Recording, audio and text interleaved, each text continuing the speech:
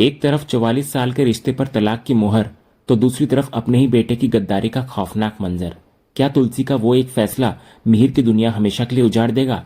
और जिस बेटे की कस्मों पर मां को नाज था, क्या वही बेटा आज अपने परिवार को धोखा देने वाला है?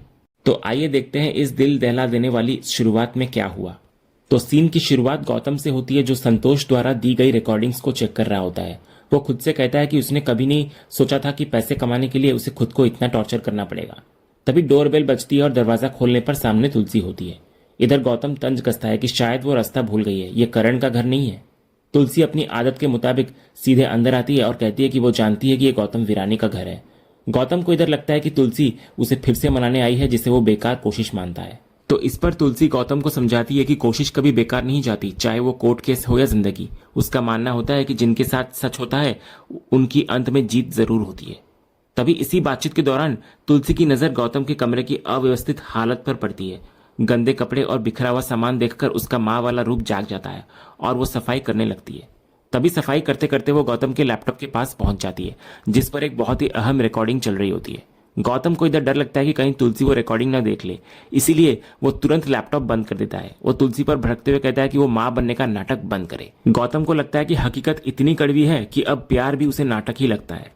इधर गौतम समझ जाता है कि शोभा ने तुलसी को भेजा है। वो कहता है कि अकेले रहना एक बुरी आदत है, जो पड़ जाए तो लोग चुभने लगते हैं।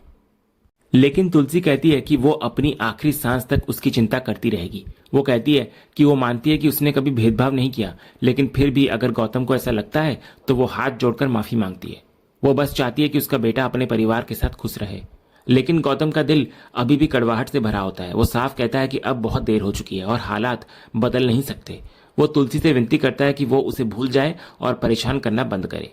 इस पूरे घटनाक्रम में हम एक मां की लाचारी और एक बेटे के अभिमान को टकराते हुए देखते हैं। गौतम का गुस्सा उसकी टूटी उम्मीदों का नतीजा है, जबकि तुलसी की माफी उसके निस्वार्थ प्यार का सबूत है। इसके बाद हम देखते हैं कि तुलसी गौतम को याद दिलाती है कि अगर वो जिद्दी है तो वो भी उसकी मां है। जाते जाते तुलसी गौतम के लिए ढोकला रख जाती है, जो वो उसके लिए लेकर आई थी। तुलसी के जाने के बाद गौतम तुरंत ढोकले का डिब्बा खोलता है और बड़े चाव से खाने लगता है, जो दिखाता है कि उसकी नाराजगी चाहे जितनी गहरी हो, मां के हाथ के खाने की तड़प आज भी जिंदा है। अगले सीन में हम मिहिर को देखते हैं, जो कि काउंसिलिंग के लिए आता है और नॉयना भी उसके साथ आती है। नॉयना जबरदस्ती मिहिर को सहारा देने की कोशिश करती है, जिस पर मिहिर चिढ़ जाता है और कहता है कि बिना मांगे का सहारा उसे धक्के जैसा लगता है। मिहिर सवाल करता है कि जब काउंसिलिंग उसकी और तुलसी की है तो नॉयना यहाँ क्या कर रही है? तो नॉयना भावुक होकर कहती है कि वो उसे अकेला नहीं छोड़ सकती, क्योंकि ऐसे सेशंस इंसान को मानसिक और भावनात्मक रूप से तोड़ देते हैं। वो कसम खाती है कि चाहे मिहिर सपोर्ट करे या ना करे, वो हमेशा उसके साथ खड़ी रहेगी। तो मिहिर इस पर धीरे से इसे अपनी बदकिस्मती बताने लगता है। इसके बाद मिहिर अंदर जाने लगता है तो नॉयना भी पीछे आती है। मिहिर उसे रोकता है क्योंकि काउंसिलिंग पति पत्नी का निजी मामला है। तो नॉयना इस पर मान जाती है, लेकिन जब तुलसी अंदर जाने लगती है तो नॉयना उसे रोक लेती है। मिहिर पूछता है नॉयना को उसने तुलसी को क्यों रोका, तो नॉयना मिहिर को अंदर भेज देती है ताकि वो तुलसी से अकेले में कुछ बात कर सके।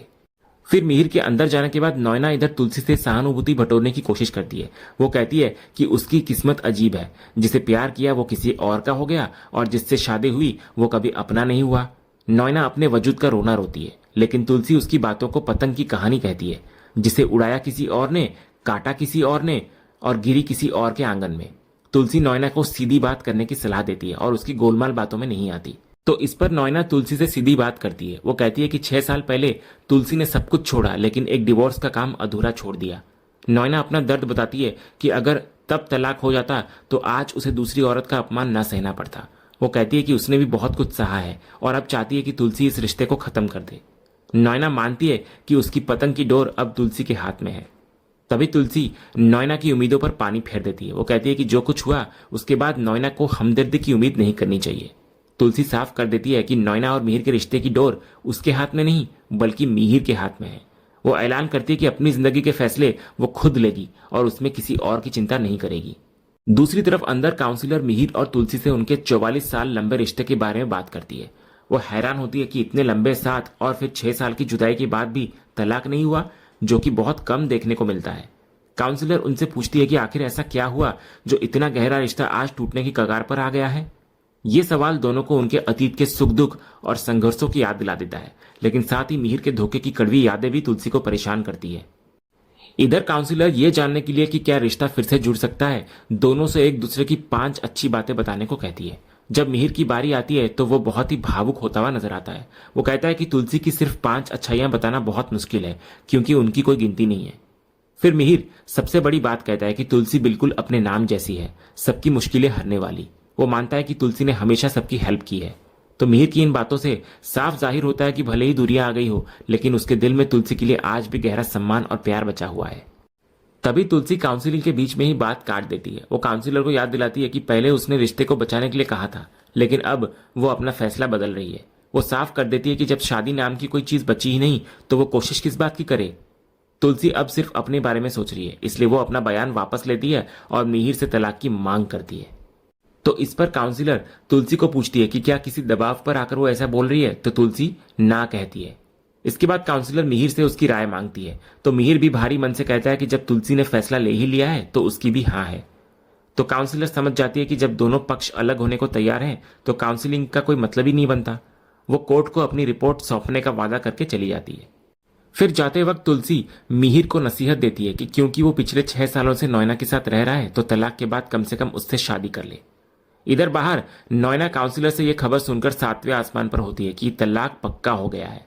फिर जब तुलसी बाहर आती है तो नोएना उसे टोकती है और हैरान होने का नाटक करती है कि तुलसी ने सच में हाँ कह दी डिवोर्स के लिए।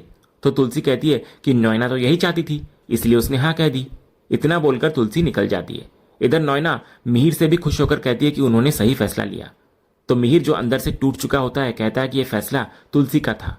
जब नोएना पूछती है कि क्या उसे तलाक नहीं चाहिए था, तो मिहिर खामोशी से वहां से चला जाता है बिना कुछ कहे। इधर तलाक पर मोहर लग चुकी होती है, लेकिन मिहिर की खामोशी बता रही होती है कि उसका दिल अभी भी रजामंद नहीं है। नोएना की जीत हो गई है, लेकिन क्या यह जीत उसे वो खुशी दे पाएगी जिसकी उसे उम्मीद है। दूसरी तरफ अंगद तुलसी को पूछ रहा होता है कि क्या पापा ने डिवोर्स के लिए हाँ कह दी। तो तुलसी कहती है कि मिहिर का राजी होना तय था क्योंकि वो सालों से नोएना के साथ रह रहा है। तुलसी चाहती है कि मिहिर अब नोएना के साथ शादी करके उसे उसका हक दिला दे। तभी इतने में अंगद किचन में 2 कप रखने के लिए अंदर आता है। तभी वो खिड़की से बाहर देखता है तो रणविजय उसे इशारों में बुला रहा होता है। अंगद बुरी तरह घबरा जाता है। वो तुलसी और वृंदा से बहाना बनाता है कि उसे कोई जरूरी काम याद आ गया है और वहां से बिना बताए निकल जाता है। दूसरी तरफ अंगद बाहर आकर रणविजय पर बरस पड़ता है। वो पूछता है कि मना करने के बावजूद वो यहाँ क्यों आया। तो रणविजय गुस्से में बताने लगता है कि उसके परिवार ने उसे धक्के मारकर शांति निकेतन से बाहर निकाल दिया है, इसलिए वो बदला लेना चाहता है। अंगद कहता है कि उन्होंने बिल्कुल सही किया क्योंकि रणविजय की लापरवाही से गरिमा की जान जा सकती थी। तो इस पर रणविजय बेशर्मी से कहता है कि गरिमा को कुछ हुआ तो नहीं ना। फिर वो अपनी असली मंशा जाहिर करता है और अंगद से हेल्प मांगता है। वो चाहता है कि वे दोनों फिर से मिल जाएं और सबसे पहले ऋतिक को गिराएं जो बहुत उछल रहा है। तो इस पर अंगद रणविजय को बेशरम और स्पाइनलेस कहता है क्योंकि उसने वृंदा की सच्चाई मिहिर के सामने लाने की कोशिश की थी और वो खुद उम्मीद कर रहा है कि अंगद उसकी हेल्प करेगा। फिर भी तो रणविजय अपना एहसान जताने लगता है कि उसी की वजह से अंगद और उसके पिता का मिलन हुआ, वरना वे जिंदगी भर अलग रहते। इसके बाद रणविजय को अंगद पूछता है कि प्लान क्या है। तो रणविजय जब अपना प्लान बताने वाला होता है तभी पीछे से तुलसी और वृंदा आ जाते हैं। तुलसी रणविजय की सारी बातें सुन लेती है। वो कड़े लहजे में अंगद को पूछती है, क्या प्लान करेगा तू। तुलसी और वृंदा को अचानक वहां देखकर अंगद और रणविजय के पैरों तले जमीन खिसक जाती है। अंगद समझ जाता है कि वो बुरी तरह फंस गया है। रणविजय की साजिश का पर्दाफाश हो जाता है और अब तुलसी के सामने जवाब देने की बारी अंगद की होती है। इसके बाद तुलसी रणविजय की बातें सुनकर अपना आपा खो बैठती है। वो गुस्से में अंगद को जोरदार थप्पड़ मारती है और पूछती है कि वो किसके खिलाफ प्लान करेगा, अपने ही परिवार के खिलाफ। अंगद कुछ बोलने की कोशिश करता है लेकिन तुलसी उसे एक और थप्पड़ मारती है, फिर दूसरा, तीसरा और चौथा। वो लगातार थप्पड़ बरसाती है और चिल्लाती है कि वो जवाब दे। अंगद बार बार सफाई देने की कोशिश करता है कि उसकी बात सुनी जाए, लेकिन तुलसी उसको चुप करा देती है। वो उसको याद दिलाती है कि रणविजय ने उसकी बहन पर बेरहमी से हाथ उठाया था और उसके पिता और भाई का इतना बुरा हाल किया था। तुलसी कहती है कि यह सब देखने के बाद भी अंगद उसी इंसान के साथ साजिश रचने की सोच रहा है, उसे शर्म आनी चाहिए। तुलसी गुस्से में अंगद का कॉलर पकड़ लेती है और इसी मौके का फायदा उठाकर रणविजय वहां से चुपचाप खिसक जाता है। फिर तुलसी अंगद को फटकारती है कि उसका पिता के सामने प्यार जताना सब कुछ नाटक था। वो कहती है कि अंगद के लिए ना बहन मायने रखती है और ना भाई। वो शर्मिंदा होती है कि उसका बेटा परिवार के खिलाफ षड्यंत्र रच रहा है। तुलसी कठोर फैसला लेती है। वो कहती है कि अगर अंगद को रणविजय के साथ मिलकर प्लानिंग करनी है तो करे, लेकिन तुलसी अब अंगद के साथ नहीं रहेगी। वो ऐलान करती है कि वो उसका घर छोड़कर जा रही है। ये कहकर वो अंदर चली जाती है। इधर अंगद बृंदा से भी हेल्प मांगता है, लेकिन बृंदा भी उसे शर्म आनी चाहिए कहकर अंदर चली जाती है। दूसरी तरफ अंदर तुलसी अपना सामान पैक कर रही होती है। इधर बृंदा तुलसी को रोकने की कोशिश करती है, लेकिन तुलसी मानती है कि उसे बृंदा से कोई शिकायत नहीं। तभी अंगद फिर सफाई देने आता है, लेकिन तुलसी उसे और डांटती है। तुलसी कहती है कि अंगद अपने भाई के खिलाफ खड़ा हो गया और उसे ये सब सामान्य लग रहा है। वो खुद को कोसती है कि गलती अंगद की नहीं बल्कि उसकी परवरिश में ही खोट है। वो मान लेती है कि वो एक माँ के रूप में असफल हो गई है। इधर एक माँ का अपने बेटे पर हाथ उठाना और खुद को दोषी मानना ये दिखाता है कि तुलसी के उसूल उसके लिए रिश्तों से भी बड़े हैं। अंगद की एक गलती ने उसे उसकी माँ से हमेशा के लिए दूर कर दिया है। लेकिन तभी तुलसी अपनी परवरिश को जब कोस रही होती है, तभी ऋतिक वहां आ जाता है और कहता है कि माँ की परवरिश में कोई खोट हो ही नहीं सकती। इसके तुरंत बाद अंगद और ऋतिक एक दूसरे को गले लगा लेते हैं, जिसको देखकर तुलसी और बृंदा हैरान रह जाती है, क्योंकि वे तो उन्हें दुश्मन समझ रही थी। फिर अंगद खुलासा करता है कि यह सब प्री प्लान्ड था। फिर कहानी एक फ्लैशबैक में जाती है। इधर अंगद बता रहा होता है कि जब उसको पता चला कि ऋतिक ने अपनी जान लेने की कोशिश की है, तो उसने तुरंत ऋतिक को फोन किया। फोन पर ऋतिक ने अपना दर्द बयां किया कि वो रणविजय की चालों और अकेलेपन से तंग आकर हार मान चुका था। फिर अंगद ने ऋतिक को डांटा और समझाया कि उसने अपने परिवार और छोटी बच्ची के बारे में क्यों नहीं सोचा। अंगद ने ऋतिक को भरोसा दिलाया कि भले ही पिता ने उससे रिश्ता तोड़ लिया हो, लेकिन वो हमेशा उसका बड़ा भाई रहेगा। उसने ऋतिक से दोबारा ऐसी गलती न करने का वादा लिया और कहा कि वो रणविजय का इलाज करेगा। फिर योजना के तहत अंगद शांति निकेतन के बाहर पहुंचता है और रणविजय की मौजूदगी भांप लेता है। फिर अंगद ने मन ही मन तय कर लिया था कि रणविजय वही देखेगा जो अंगद उसको दिखाना चाहेगा। जब ऋतिक घर से बाहर आता है तो अंगद ने उसे इशारों से बता दिया होता है कि रणविजय वहां मौजूद है। तो योजना के मुताबिक ऋतिक ने तुरंत अंगद के साथ बदतमीजी शुरू कर दी। दोनों भाइयों ने जोरदार झगड़ा करने का नाटक किया, यहां तक कि हाथापाई और कॉलर पकड़ने तक की नौबत आ गई। तभी दूर बैठा गाड़ी में रणविजय ये सब देखकर बहुत खुश हुआ। उसे लगा कि उसकी चाल कामयाब हो गई और भाई दुश्मन बन गए। इधर लड़ाई के बाद अंगद ने जाते जाते रणविजय की तरफ देखकर एक विजयी मुस्कान दी और वहां से निकल गया।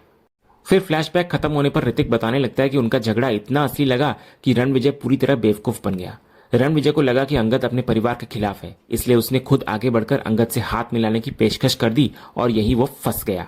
तो ये सब सुनकर तुलसी खामोश रह जाती है। उसे राहत मिलती है कि उसके बेटे अलग नहीं हुए, बल्कि उन्होंने एक होकर दुश्मन को मात दी है। इसी खुलासे और सुखी अंत के साथ आज का एपिसोड यहीं खत्म होता है। तो इधर दुश्मन को लगा था कि उसने परिवार तोड़ दिया, लेकिन असल में परिवार ने मिलकर उसे ही तोड़ दिया। माँ की परवरिश और भाइयों का प्यार आखिरकार जीत गया। तो दोस्तों, आज का ये धमाकेदार एपिसोड का अपडेट आपको कैसा लगा, अपनी राय हमें कमेंट बॉक्स में जरूर बताएं। अगर आपको आज का ये वीडियो पसंद आया हो तो वीडियो को लाइक करें, शेयर करें और हमारे चैनल को सब्सक्राइब करके बेल आइकन जरूर दबाएं, ताकि क्योंकि सांस भी कभी बहुती के अगले जबरदस्त एपिसोड का अपडेट आपको सबसे पहले मिले। धन्यवाद।